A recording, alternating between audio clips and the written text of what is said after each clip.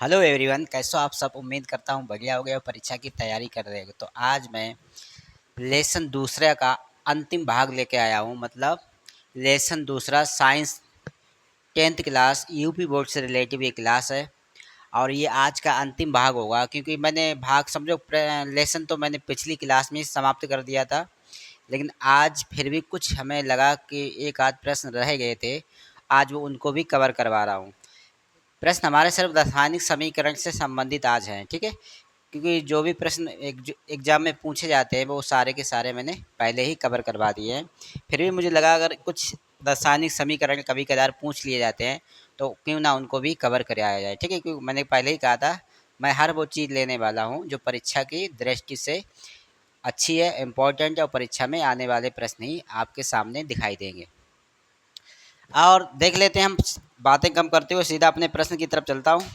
देखो, प्रश्न हमारा पहला क्या है, हमें सिर्फ रासायनिक समीकरण देना है। क्या देना है? रासायनिक समीकरण देना है। तो पहला प्रश्न है, तनु सल्फ्यूरिक अम्ल दानेदार जिंक से अभिक्रिया करता है। अब ये कह रहा है कि तनु सल्फ्यूरिक अम्ल जो होता है वो किसके साथ क्रिया कर रहा है? जिंक के साथ, दानेदार जिंक के साथ अभिक्रिया कर रहा है। तो सबसे पहले हमें जिंक का सूत्र पता होना चाहिए। क्या सूत्र होता है? Z N. ठीक, जिंक का हमने सूत्र लिख लिया। दानेदार जिंक का सूत्र क्या होता है? अब दानेदार जिंक लिख ले या किसी प्रकार का और जिंक लिख ले, लेकिन आपको जिंक का सूत्र पता होना चाहिए। तो जिंक का सूत्र हमने लिख दिया। फिर लिखा हुआ तनु सल्फ्यूरिक अम्ल। अब इसके साथ करिए, अगर सल्फ्यूरिक अम्ल का सूत्र क्या होता है? AH2SO4। अब हमें रिएक्शन करना है, दोनों को मिला लेना है, ठीक है। एक बात याद रखना, हमने पहले ही समीकरण बताया कि जब भी धातु होता है वो अधातु के साथ क्रिया कर लेता है। तो ZnSO4 आपका बन जाएगा, क्या बन जाएगा? ZnSO4, जिसे बोलेंगे जिंक सल्फेट। ZnSO4 ये बन के तैयार हो गया जिंक सल्फेट, और ये हाइड्रोजन विस्थापित हो जाता है। तो इस प्रकार से ये अभिक्रिया कंप्लीट हो गई, ठीक है। और हाँ, एक बता दें, ये वाला प्रश्न आपका परीक्षा में आ चुका है। तनु सल्फ्यूरिक अम्ल जब दानेदार जिंक से अभिक्रिया करता है तो क्या होता है? तो देख पा रहे हैं कि जब क्रिया हुई तो जिंक सल्फेट प्राप्त हुआ और हाइड्रोजन विस्थापित हो गई, मतलब हाइड्रोजन भी बाहर गैस के रूप में दिख गई। दूसरा प्रश्न आपका है, तनु हाइड्रोक्लोरिक अम्ल मैग्नीशियम पट्टी के साथ अभिक्रिया करता है। अब तुम सोचो, मैग्नीशियम पट्टी मतलब पट्टी लिख देते हैं वो पट्टी के। अब तुम ये मत सोचो कि पट्टी क्या होता है, आपको मैग्नीशियम का सूत्र पता होना चाहिए। क्या होता है? Mg होता है। क्या होता है? Mg होता है, ठीक। इसके बाद अगर आप जब भी मतलब क्रिया किससे करवा रहे हो, किससे क्रिया करवा रहे हो? HCl से, मतलब हाइड्रोक्लोरिक अम्ल से करवा रहे हो। जैसे ये प्रश्न समझ नहीं आ रहा तो मेरी पिछली वाली सारी क्लास में देख लो, मैंने इनके बारे में आपको डिटेल में बताया, बैलेंस बराबर करके दिखाया है, वो भी आपको समझ में आ जाएगा, ठीक है। तो पीछे वाली क्लास जरूर देख लें, साथ साथ में वीडियो को शेयर करते रहें, ठीक है। अब ये क्रिया किससे कर रहा है? हाइड्रोक्लोरिक अम्ल का सूत्र होता है HCl, ठीक। एम मैग्नीशियम की पट्टी जब HCl से क्रिया करेगा तब देखना क्या होता है। अब मैंने कहा MgCl के साथ मिल जाएगा, तो MgCl के साथ तो क्या बन गया? MgCl2 फार्मूला होता है मैग्नीशियम क्लोराइड का। इसमें भी देखो हाइड्रोजन बाहर निकलेगा तो H हम हाइड्रोजन के रूप में बाहर कर देंगे, क्योंकि हमारे H के यहाँ 2 आ रहे हैं, यहाँ का H 1 था तो हम यहाँ 2 कर देंगे, यहाँ आगे 2 लगा के। Cl के भी अब 2 हो गए, देखो Cl के इधर भी 2 है। मैग्नीशियम का अकेला बंदा दिख रहा है इधर, मैग्नीशियम का इधर भी दिख रहा है। तो इस प्रकार ये भी अभिक्रिया आपकी संपन्न हो गई, ठीक है। आप जल्दी नोट करते रहिए। अगर किसी भी प्रकार की किसी को कोई समस्या हो रही है, समझ नहीं आ रहा, कमेंट में ज़रूर लिख भेजें, क्योंकि आपके जो कमेंट मैं पढ़ूंगा और मैं समझूंगा कि आपको किस प्रकार से इन प्रश्नों में दिक्कत हो रही है, तो उनका समाधान मैं लेके ज़रूर आऊँगा, ठीक है। ऐसा नहीं कि आपके प्रश्न आप प्रॉब्लम में हो और मैं आपके समाधान ना करें, ये भी अच्छी बात नहीं है।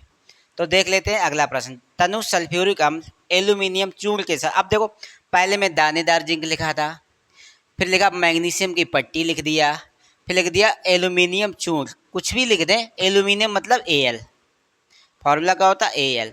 किससे के लिए क्रिया हो रही है? सल्फ्यूरिक अम्ल। सल्फ्यूरिक अम्ल से क्रिया हो रही है। इसमें एल्यूमिनियम सल्फेट बनता है, इसमें एल्यूमिनियम सल्फेट बनता है। याद रखना सूत्र क्या होता है aluminium, Al2SO4 thrice, SO4 thrice, ठीक है। ये तीन लिखे हुए, तीन बाहर की ओर, और साथ में आपका बचा क्या, H2 बचा हुआ, तो हम जल को हाइड्रोजन को अलग कर देंगे।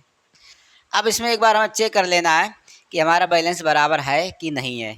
इधर आप देख पा रहे हैं कि Al के 2 लिखे हुए हैं, एल्यूमिनियम के 2 लिखे हुए हैं, तो हम एल्यूमिनियम के इधर भी 2 कर देंगे, ठीक।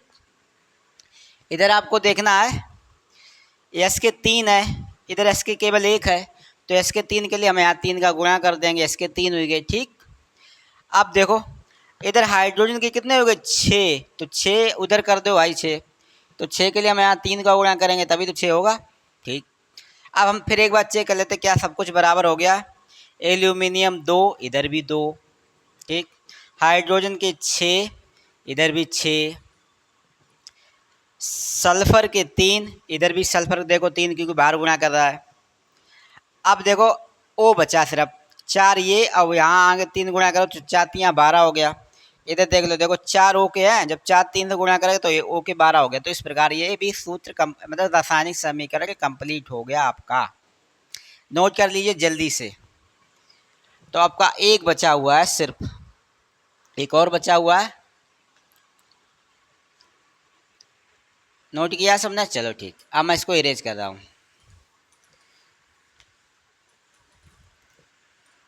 अगला है प्रश्न चौथा और लेसन का अंतिम प्रश्न। तनु हाइड्रोक्लोरिक अम्ल लोहे की रेतन, देखो इसमें भी नाम चेंज किया है, नाम चेंज कर दिया। इसमें भी क्या लिखा है, तनु हाइड्रोक्लोरिक अम्ल, तनु हाइड्रोक्लोरिक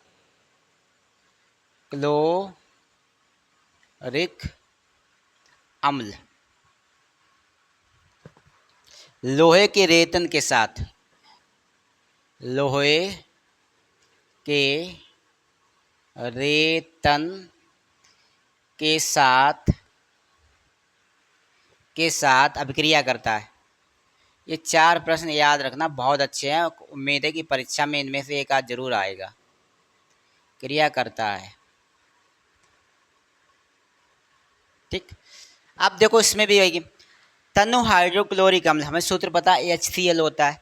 लोहे की रेतन, तो लोहे की रेतन का सूत्र आप सोच रहे हो क्या होगा, नहीं, आपको लोहा का सूत्र पता है क्या होता है, Fe होता है। लोहा का सूत्र क्या होता है, Fe होता है। आप Fe लिखेंगे। अब किसके साथ क्रिया हो रही, HCl के साथ, आप HCl लिखेंगे, कर देंगे रिएक्शन, FeCl2, FeCl2 बन गया। H को आप हाइड्रोजन के रूप में बाहर कर दें। अब इधर Cl के 2, इधर H के 2, तो इधर Cl के 2 करने के लिए मैं आगे 2 लगा देंगे, आप क्रिया पूरी होगी। आयरन क्लोराइड बोलो या फेरस क्लोराइड बोलो, इस प्रकार से आप इसे बता सकते हैं। ये चारों समीकरण बहुत इंपॉर्टेंट हैं, परीक्षा में इन्हें कई बार पूछा गया है, इसलिए इन्हें। अब चलो ये लेसन तो दूसरा समाप्त हो गया, लेकिन इस लेसन से समाप्त होने से पहले आप कुछ बता दूं कि आप जब भी वीडियो देखते हैं तो यूँ उंगली चलती है सबकी, यूँ। फिलहाल तो उन बच्चों को सूचना मैं देना चाहूँगा जो बच्चे यूपी बोर्ड में खासकर 10th क्लास में, वो वीडियो मेरे ज़रूर देखें। इन वीडियो से आपको बहुत लाभ मिलेगा। वजह ये है कि मैं जो कंटेंट आपको दे रहा हूँ वो सिर्फ एग्ज़ाम से संबंधित है। मैं आपको सिर्फ वही बताने वाला हूँ इन प्रश्नों में, मतलब जो एग्ज़ाम में दिखाई देंगे। इसलिए आप मेरी भाषा को, मेरे प्रश्नों को सब समझने का प्रयास करें और वीडियो को बड़े ध्यान से देखें, क्योंकि अगर आप ध्यान लगाकर कोई चीज़ नहीं करेंगे तो वो चीज़ वास्तविकता बिल्कुल सही नहीं होगी और ना ही आप अच्छे से किसी भी प्रश्न को समझ पाएंगे। लेकिन आप ध्यान केंद्रित पढ़ाई पर करेंगे, वीडियो पर करेंगे, तभी आप अच्छे से समझ पाएंगे। आप लेटे हो वीडियो देख रहे, नहीं, आप वीडियो देखिए, टेबल हो या फिर कहीं ज़मीन पर आप कुछ भी बिछाकर, चटाई वगैरह बिछाकर आराम से बैठकर मोबाइल में वीडियो देखिए और साथ में पेन और कॉपी ज़रूर उठा लीजिए। जो पढ़ाया जाए वो नोट कीजिए आप। अगर आपने वीडियो देख लिया ऐसे, हो सकता है कि देखा अच्छा भी लगा और तुम्हें लगा हाँ सही है, काम की चीज़ है, लेकिन अगर आपने उसे नोट नहीं किया तो वो काम की चीज़ बहुत जल्दी आप भूल जाओगे। ठीक है, तो बस इतना कहना चाहूँगा कि वीडियो को आप पूरा देखें, शेयर करें और जिन बच्चों ने फॉलो नहीं किया है वो फॉलो भी कर लें, क्योंकि हर वीडियो आप तक पहुँचे समय से, इसीलिए आपको फॉलो करना भी उतना ही ज़रूरी है जितना कि मैं वीडियो डालता हूँ आपके लिए। जितना मेरे लिए आप देखो, मैं आपका काम कर रहा हूँ, आप मेरा काम करें। मैं आपसे कोई पैड वाली फ़ीस तो ले नहीं रही हूँ, नहीं ले रहा हूँ मतलब। और बहुत सारी बड़ी यूट्यूब पे कोचिंगें हैं, वो पैड करते हैं कि ये कोर्स इतने का है, वो उतने का है। मेरे पास भी सारे नोट्स हैं, फिर भी मैं आपको चाहता हूँ उन नोट्स के माध्यम से आपको फेसबुक के या यूट्यूब के माध्यम से, मेरी यूट्यूब पर भी क्लास चलती हैं, यूट्यूब पे आपकी सारी क्लासें बड़ी-बड़ी होंगी, लेकिन फेसबुक पे जो भी कंटेंट है, मैं सोच रहा हूँ छोटे-छोटे 15-15 मिनट के कंटेंट आपको दूँ, तो जिससे कि आप 15 मिनट में बोर भी ना हो और आप वीडियो भी पूरा देख लें। और यूट्यूब पर लॉन्ग लंबी-लंबी क्लासें हो जाती हैं, तो आप वहाँ ना जाकर आप यहीं पर अगर देखना चाहें वो देख सकते हैं। तो इस प्रकार और भी मतलब मेरे पास बहुत सारी चीज़ें हैं आपको देने के लिए यूपी बोर्ड से रिलेटिव। बस आप साथ में बने रहिए, आपका यूपी बोर्ड का पेपर अच्छे नंबरों से क्रॉस कराने का वादा मेरा रहेगा। ये मत सोचिए कि आप मैं साइंस लेकर आता हूँ कि केवल साइंस ही पढ़ाने वाला हूँ, मैं आपके अन्य सब्जेक्टों की भी तैयारी करवाने वाला हूँ। मैंने सिर्फ इसमें 2 महीने दिए हैं, 2 महीने में ये आपको बिल्कुल क्लोज करने वाला हूँ, 2 महीने में समाप्त कर दूंगा। इसके बाद इसके पेपर आपको प्रश्न बाई प्रश्न पेपर ला के दूंगा, बोर्ड पे आपका पेपर होगा, फिर पेपर को सॉल्व करवाऊंगा। इस प्रकार से आपकी जो भी समस्याएं होंगी वो दूर हो जाएंगी। तो बस आप मेरे साथ सिर्फ बने रहिए, वीडियो को शेयर कीजिए, फॉलो कीजिए। और एक प्लस पॉइंट आपके लिए फ्यूचर में दिखेगा, प्लस पॉइंट याद रखना, आपको बिल्कुल नुकसान नहीं होगा मेरे साथ रहने से, बहुत ही फ़ायदा होने वाला है, एक बात ज़रूर याद रखें। और साथ साथ में मैं ये भी बता दूं, क्योंकि अब यह आपकी रसायन विज्ञान चल रही है, 10th क्लास की रसायन विज्ञान चल रही है, इसमें लगभग करके 4 लेसन है, जिसमें से 2 लेसन समाप्त हो गए हैं।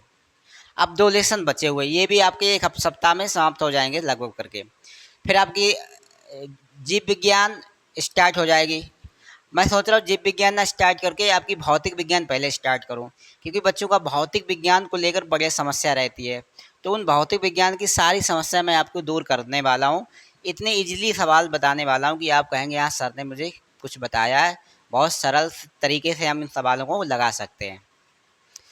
तो बस आपका साथ होगा तो मुझे भी मोटिवेशन मिलेगा, आगे और वीडियो लाता रहूँगा। और हमें तो आप फिर भी साथ दे ना दे, मैंने वादा किया है कोर्स कंप्लीट कराने का, मैं करवाऊँगा और एक अच्छे कंटेंट के साथ। आज के लिए इतना ही, मिलते हैं कल अगले क्लास लेसन 3 के साथ। जय हिंद, जय भारत।